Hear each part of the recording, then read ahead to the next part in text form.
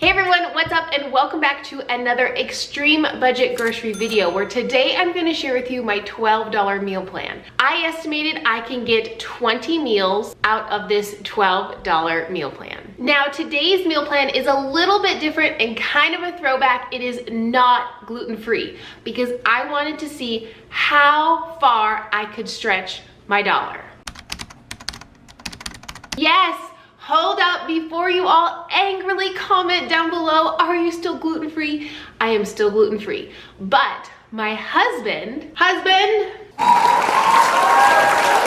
is not gluten-free. So the meals that I'm sharing with you that have gluten in them, he's gonna enjoy them. I will also share with you the price differential between gluten-free, non-gluten-free for myself, because that's all the grocery prices that I am aware of. I'm not aware of all the grocery prices all over the world, but I will share with you about how much more it would have cost me if I would have just done gluten-free 100%. Another thing I want to add really quickly is I will be using seasonings that I already have on hand. Most people, when they are shopping, whether they're on an extreme budget, a low budget, or a regular budget, don't buy seasonings for every single meal. If you're someone that doesn't have a lot of seasonings on hand, you can ask a neighbor. You can put the cost of seasonings into your monthly grocery budget, or you can be like me, who just use garlic and salt when I first started doing extreme grocery budget challenges. That's right, 2 seasonings that cost me about $2 at any grocery store. We have 4 amazing meals to make today. Let's not waste any more time chatting and get started with meal number 1. Let's quickly go over my grocery haul. Now, originally in my intro, you probably saw I had some arugula and mixed greens that I got on clearance. I went back to the store just a few minutes ago and got some French green beans to make this challenge more fair, because I thought, man, even though that was an amazing deal, I'll probably never find that again. 50 cents for mixed greens, 25 cents for arugula. Doesn't really make this challenge doable for anyone else. And I really do try hard to give you ideas that you can recreate. So let's go over this little grocery haul. French green beans. Baby carrots. The reason I got baby carrots and not the big ones is because these were at 99 cents a package. And 1 pound of the full carrots were $1.69. Much cheaper route to go. 1 onion, 5 pounds of russet potatoes, which is always the cheapest for me at my store. 2 cans of mixed veggies. Now, I personally like frozen mixed veggies a lot more than can, but these were 85 cents a can and the frozen are $1. So I did save about 30 cents going this route. 1 pound of lentils, which I was actually surprised at the price of lentils. They have gone up 59%. What? That's insane to me. And I feel like no one even buys lentils except for me and maybe you guys. 2 cans of diced tomatoes and 3 packs of pasta. I already told you that this is not a gluten-free video and the reason why, but these pastas were 3 for $1 and they are 7 ounces each, which gives me 21 ounces of pasta for $1. Now, the other store brand pasta was 3 for $4, which ends up being $1.25 for 16 ounces. If you were to do this challenge and make it gluten-free and swap out the pasta, it's about $2 for 12 ounces of pasta if it's gluten-free. So this challenge would cost you $3 more if you were gluten-free. But like I said, today we're just going for volume. So you could easily swap this out for $3 more, or for whatever it would cost you guys for your groceries. But for me, it would have cost me $3 more to snag the same amount of ounces basically in gluten-free pasta. The first thing I did was go ahead and get my lentils rinsed and popped on my stovetop. Now, the only style of cooking I did for this entire video was stovetop, and I will leave general recipes down in the description box below, along with a Pinterest recipe for stovetop lentils. It's actually my current favorite way to make them because I feel like the texture of them is perfection.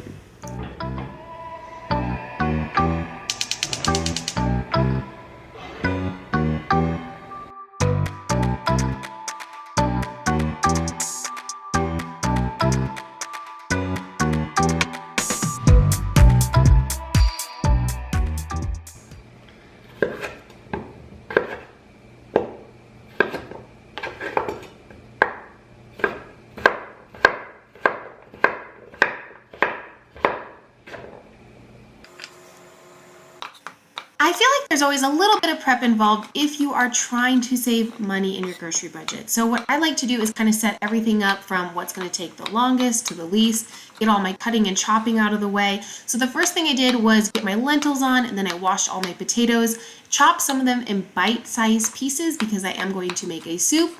And then about the second half of the potatoes, I cut into coins because I like to boil them in coins, and we're making a mashed potato, plus we are doing a sauce.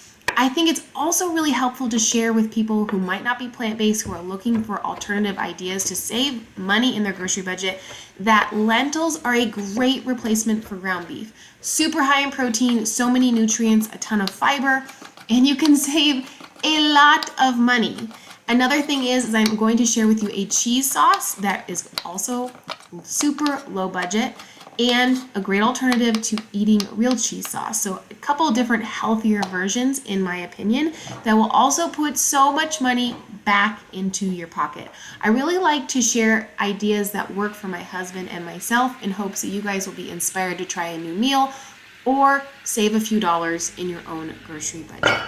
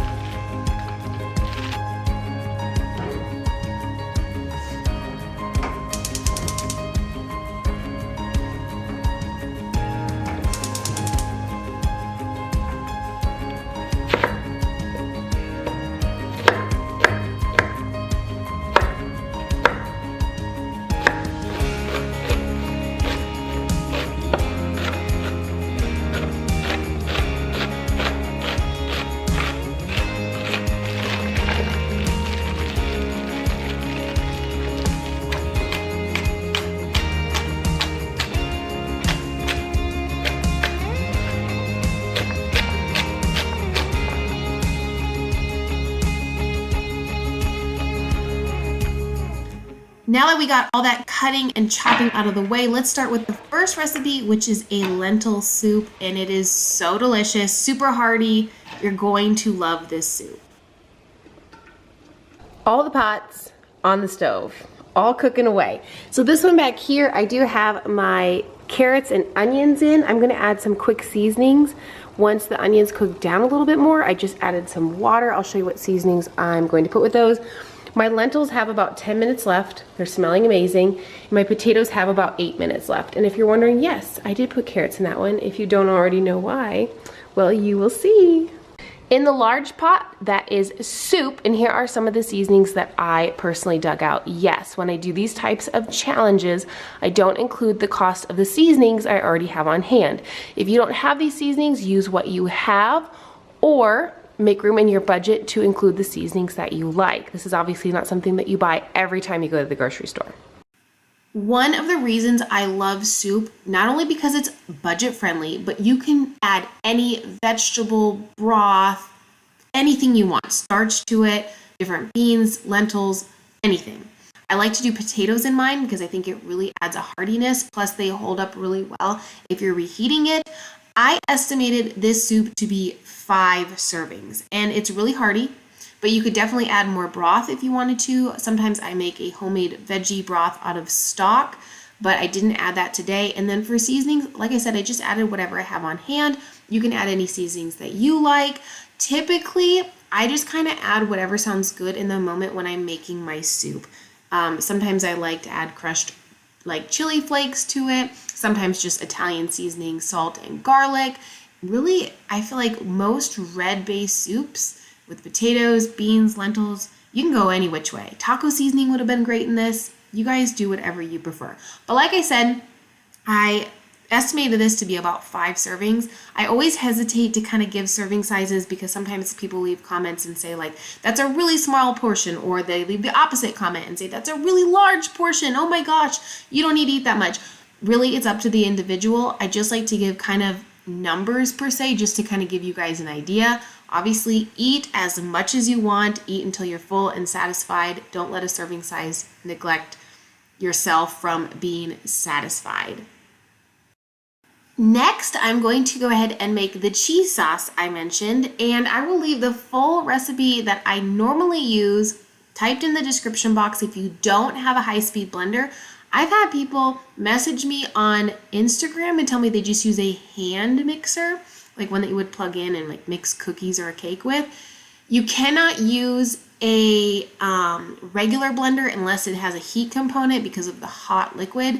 And a food processor will work as long as you don't add too much liquid. You have to add the liquid in at the end and then kind of beat it in. But this is an amazing sauce.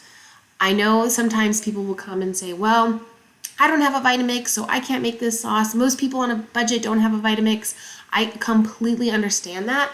I got the Vitamix as a gift, so I use it because I love it. Even someone like me who's super frugal, if it's something I'm going to use all the time, I would definitely have saved money to buy it. That's how I purchased other kitchen appliances, is I save the money that I have to purchase them if I know they're in the long run going to save me a lot of money.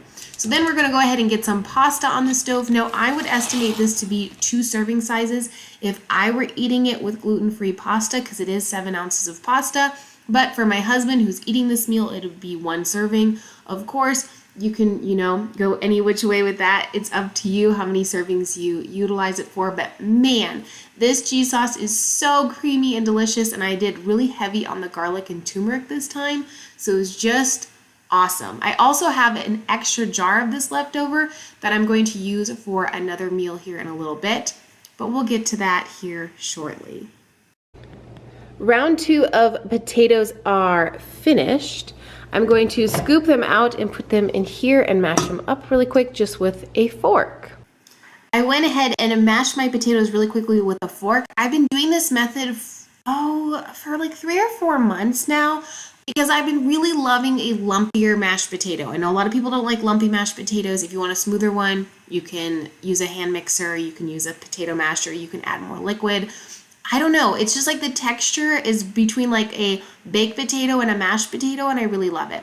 So I went ahead and added about 3 cups of cooked lentils and a can of the veggies and half a can of the petite diced tomatoes, mixed them up, added some seasoning, and yes, dun dun dun dun dun, we are making my personal favorite, shepherd's pie.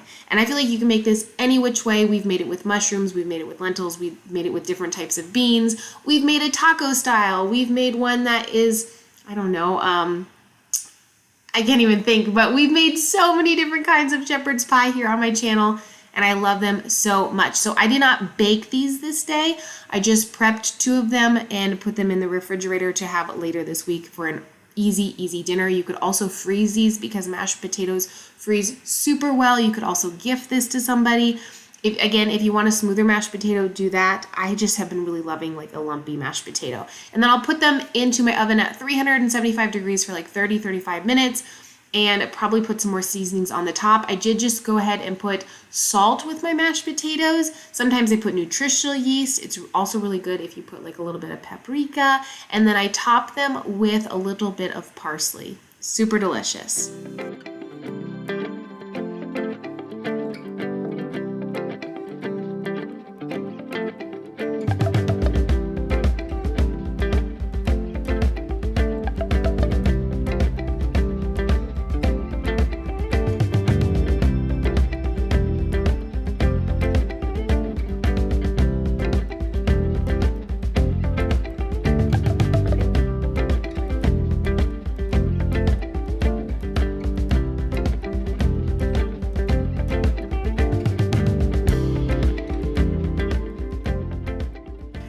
Moving right along to the next meal, I'm taking those reserved onions, and I had a few carrots mixed in. That's totally fine. I could have added more carrots, it would have been lovely.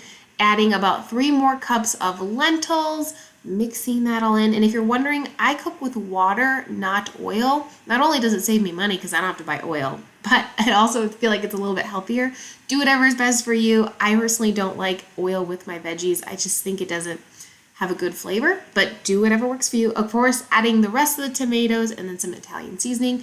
And we're making, if you will, a pasta sauce. It's a alternative to a meat pasta sauce. Went ahead and boiled my pasta really quickly, which this stuff is, I mean, you gotta watch it. It cooks fast. It said 7 minutes on the package. I would say it's more like 3 to 4. Mix it all up. We have kind of what I would have grown up, it would have been called a goulash kind of like a hamburger helper. I never liked hamburger helper. So disgusting. Even seeing it in a store makes me just cringe. Anyways, we went ahead and served this beautiful dish, which we're gonna call it a goulash, with some green beans, and I would say this makes 6 large servings. Guys, that wasn't a paid actress or an actual angry commenter. It was indeed my husband, and he was wearing a towel on his head because it was hair.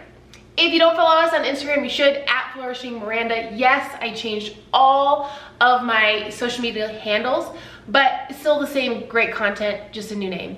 But he does a great job of pretending he's me sometimes over on Instagram, and it's pretty funny. So everybody give this video a big thumbs up for Joe for coming on here when I need him. He's miming because people say that I talk too much, so he makes sure to talk less, so that way it equals out. See?